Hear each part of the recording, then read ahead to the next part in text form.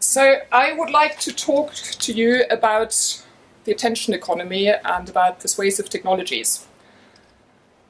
Now, who of you think that they're spending too much time on their phones? Yeah, a lot of people. Now, who of you in the past spent too much time on their phones but have sorted it, have found a solution? From time to time. From time to time. Okay, raise your hands. Yeah. Everyone else, there are 3, 4 hands. Remember those people. Walk to those people and ask them how they do it. And share, and the other people, please share your experience with it. Welcome, Harry, everyone. Just a couple of numbers. We check our phones approximately every 12 minutes. That's assuming that we're 16 hours awake. So every 12 minutes. In Germany, we spend approximately 2 hours a day on our phones. That number actually varies from country to country and from age group, but here, on average, 2 hours is pretty good. But if you add this up, it amounts to a total of 30 days a year. That's quite a number. Now, the question is, are we happy actually spending so much time clicking, tapping, commenting, linking, watching? Yeah? Or would we rather be doing something else with that time? Like maybe doing some sit-ups, reading a book, talking to people. It's up to you. Luke Wroblewski, actually director of product at Google, he's great with numbers. He's always digging very deep to get real numbers to support his thesis. And he did some research into where actually this time is coming from, the time we spend more on our mobile phones. And it turns out that actually nobody really knows, but it's not coming from watching less TV. So TV and traditional media is actually staying more or less the same. On the other hand, we spend much more time on our mobile phones. So where is it actually coming from, that time? And what makes me really sad, if it's coming from the time we should be spending with friends, with family, with our children. This is no joke. This is a project on Kickstarter, how to be more, how to make better use of your time. You could be on Instagram, you could be emailing while you breastfeed or bottle feed your baby. And the fact that we don't bond with, especially for mothers, with our children anymore because we are constantly swiping and tapping away. We don't even know what's going to happen with that, but research shows that it's not a good idea not to look at your baby. There's the whole sector of empathy, which is just going missing. And if a whole generation grows up with that, we might be in trouble. But we might not be. We don't know yet. But that's the thing. Research takes such a long time to catch up with technology. So if it's eating away the time from social interactions, from spending quality time with friends and family, from being present, then I think we have a problem. If it's watching less TV, I don't care. But if it's spending time on mobile phones and not with your friends, it's a problem. And the reason why those devices, why they're so irresistible, is basically the attention economy we live in and the persuasive technologies they use to grab our attention. These companies, they've become absolute experts in keeping our attention. Because the problem is that their business model is based on the amount of eyeballs they get. So the more people, the more attention they get from the users, the more data they can collect, and therefore revenue goes up. And they've become really, really good in keeping us hooked for as long as possible. So there's a problem in itself. The model now which they use is also known as the hook model. Nir Eyal published the book Hooked a few years ago, and it's become absolute bestseller because it's telling you, it's giving you the promise to create products that keep people hooked, that keep people coming back and spending even more time. How to get retention conversion up. That's the only metric that matters. And I think it can be misused an awful lot. If you know the principle and you know how to use it right, it's great. But if you use it just so money goes up and just to keep the people on the device, I think it's a problem. And the model, how it works, is very simple. It always starts with a trigger. The trigger could be an external trigger, For instance, notification, email you're getting, some kind of sound, some kind of a beep of your phone. Or it could be an internal trigger, something which has got to do with yourself. So if you're bored, if you're really unhappy, well, if you're waiting in line, that's an internal trigger. You know what you do? You wait in line, you're bored, you switch tasks, you procrastinate, I'm quickly going to check what's on Instagram. Oh, there's something exciting. Just got a notification. So that's the trigger, followed by an action. Taking out your phone, checking the messages, checking the likes, checking the tags, whatever it is. And then that is again followed by the reward. And that's actually quite an important bit, because sometimes there's something that's good for you, and sometimes it's not so good. But it's the variable reward which is important for the brain to keep you coming back. Because then sometimes you get something good, find a really good, interesting article, you find a good YouTube video, you get commented or tagged on Instagram or Facebook, and your brain releases a chemical called dopamine. You've probably come across that as well. And this dopamine makes you feel nice and warm and fuzzy, and it's good. So therefore, creating a habit. So the next time you're in the same situation, your brain already knows, this is going to be great. Dopamine, it feels good. And therefore you have this loop, and a habit is created. It's actually really important to have certain habits, because that's how we function, and that's how we can streamline certain processes. But in those situations, if it's bad habits, it's not very productive. And actually, once the habit is there, it's really, really difficult to change it again, to make it reverse, to turn it into a good habit. So I think it's very important that the tech industry takes a good look at themselves and introduces some changes. Because technology shouldn't just control us. It shouldn't tell us what to do, when to do it, but it should be the other way around. It should enable us. It should support us in our goals and our values and what we want to achieve. We should be in control what we want to do, when and how, and technology should support us all the way. I love technology. Yeah, we've got Alexa at home, we've got various gadgets, devices, we grow up with tech. It's great, but it should be there to support what we want to do, and it should dictate our lives. So the first thing, which is really important for teams who do work in tech and who do work on digital products, is to see the people using the products not as users, just using the product, but actually as human beings. Human beings with real names, with real lives, who have a family, who've got friends, who've got a life, who've got values and goals. And once we've understood that, then the product we're creating, it's such a small part in their lives. And it's not the only thing they want to do day and night. No, they have a life, and the product should support their life. And I think there's a big mind shift, which is important. Last year, Tristan Harris, he's sort of the dad of the whole humane tech movement, founded an organization called the Center for Humane Technologies. And do look it up. They provide all sorts of resources for teams on how to design better products and what to do about it. And I'd like to just highlight a few points from the checklist you should be looking at when you design products, because I think it's actually very helpful to focus teams on those questions and to guide the conversation in teams. So ask yourself, does your product support online and offline activities? Because most products we design, a lot of products, not all of them, but a lot of products, they make you stay on the platform for as long as possible. Yeah, because active users, that's the key metric, because that's what's driving up revenue. But try and figure out a way that offline communities can form themselves, because it's very valuable. I mean, look at Meetup. I think that's probably the best case of all. You have an online product, but you get people in the same room having a conversation. Freeletics, very successful. They have their online platform to get you fit, but they also have groups, local groups. You know, in Berlin even, they've just introduced a new giant, let's call it outdoor gym in a park.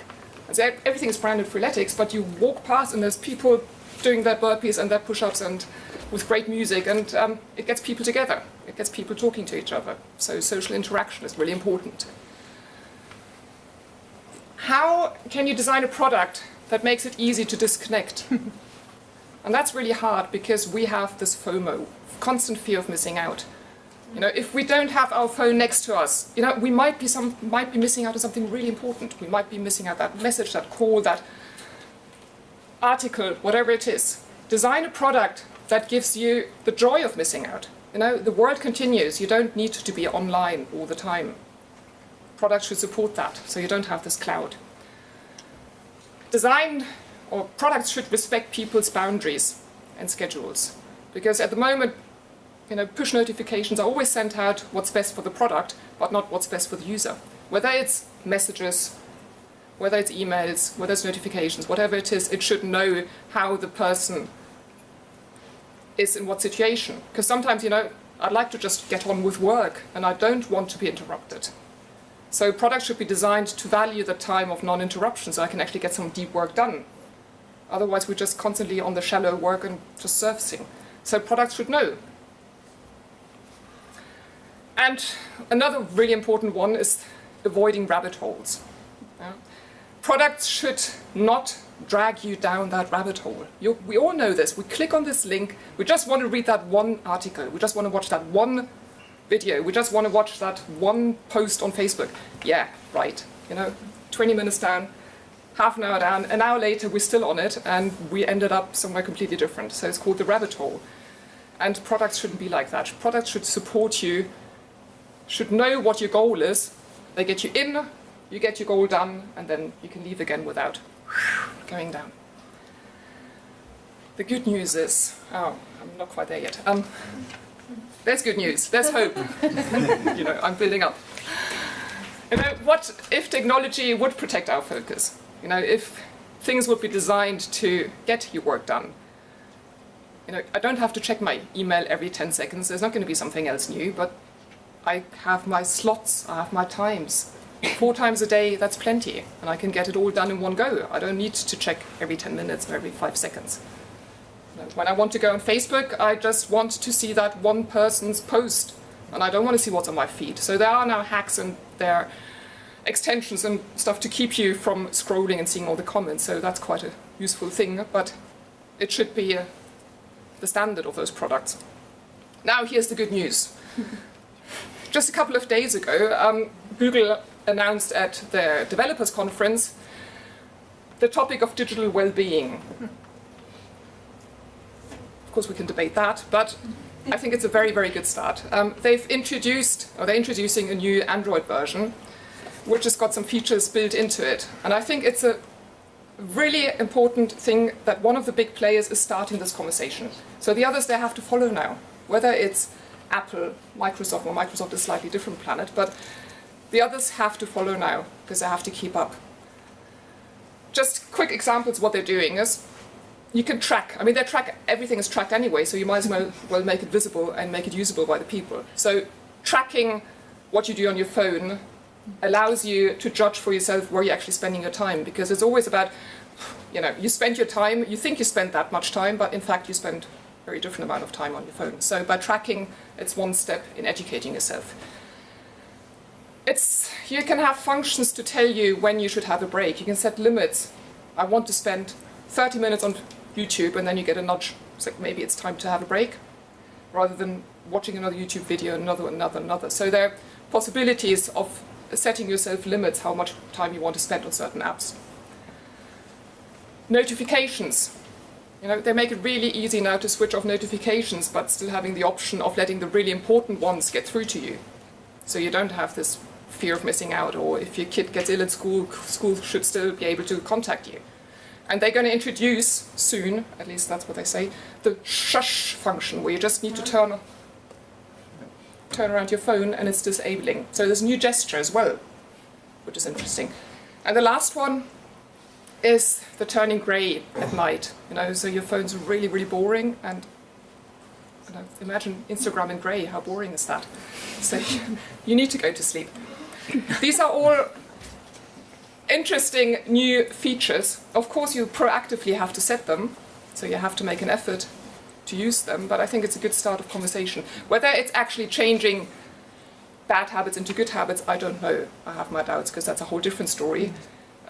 I've tried all these apps there are, all the tracking and the blocking apps and the grayscaling, everything. It didn't work for me. I would still find a hack around, still sneaking in my extra bit of Instagram or email checking. But I think at least it's making you aware of certain things. So I think it's a very good start. That's from the side point of view of being a designer and working on those products. But of course, it's always one story telling people how to do it if you don't do it yourself. So I've started with myself, changing my behavior, and I'm not a phone addict anymore. I think I can say that. I'm quite happy about it. I can leave the house without my phone, without getting my heart racing. I sometimes don't even know where my phone is. You know, people try and phone me, it's like, you never pick up. Yeah, sorry, I don't have my phone anymore. And what I did, I'd like to share with you, because I think it might help one or the other person to change their own behavior. I mean, that's a no-brainer. Turn off your notifications. Because every time you hear a buzzing, a ringing, even if it's somebody else's phone, you know, your brain goes in alert mode and it distracts you. And it takes you actually up to 23 minutes to get back to your original task. So imagine you get this constantly. You know, you can never focus on what you're doing. Remove all apps from your home screen, at least on iPhone. It stops you from mindlessly wandering around. Just have the most important tools. No social media, no distracting things on the home screen. Just keep it bare and simple. And put all the rest all the way at the back and call it time wasters. So you don't get sucked into just seeing these red bubbles everywhere. It's like, oh, I'm going to check this, I'm going to check that, and an hour later, it's gone.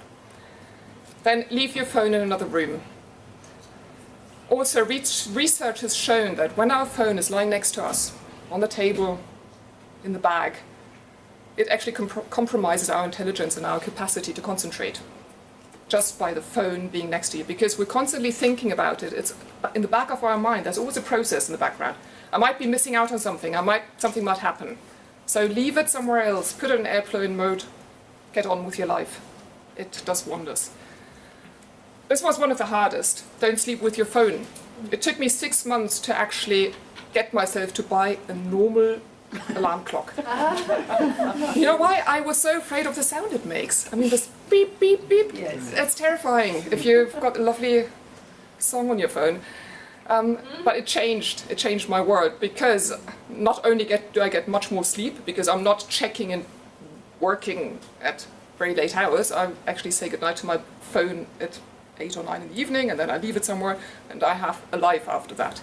I talk to my husband, I get more sleep, I start reading books again. And it's not the first thing I see in the morning. You know, I actually get to wake up and have a different morning routine, and it's changed my life. So I highly recommend it. And the last, I think, is the most important one. It's okay to be bored. You do not have to be productive or pretend to be productive all the time. You know, we don't need to multitask when we're sitting in the train and do this and do that and make use of the time. No, that's all wrong. Because when we don't allow ourselves, our brain, to reflect and give ourselves some break, you know, we're going to explode. The head's going to explode. We need this time to mind wander. We need time to reflect. Otherwise, we don't never move forward. So, chill, sit and stare. It's nothing better. You know, if it's difficult, just do it for 30 seconds. You don't have to sit there for 3 hours. Just 30 seconds, no phone, just sit and stare. And you'll come up with brilliant ideas. So, this is my story. The end of the first talk, you made it. Nobody checked their phones. What I'd like you to do now, instead of taking the questions, because we'll have a discussion later on, if you do have questions, we have Post-its here and pens, write them down, and we can collect them and we can discuss them in the panel. What I do like you to do, though, is interact with each other a little bit. A scary thing, talking to people. But I'd like you to actually turn around, talk to people who you don't know, get you out of the comfort zone, and just for 5 minutes, quickly discuss, is tech addiction as big a problem as it is made out to be, as the press is talking about, as I'm talking about? Is it a problem? And if yes, have you tried, or what have you tried to solve it, as a team working on it, or as a user as a human being using technology. Okay, so turn around, form teams of 3 to 4 people.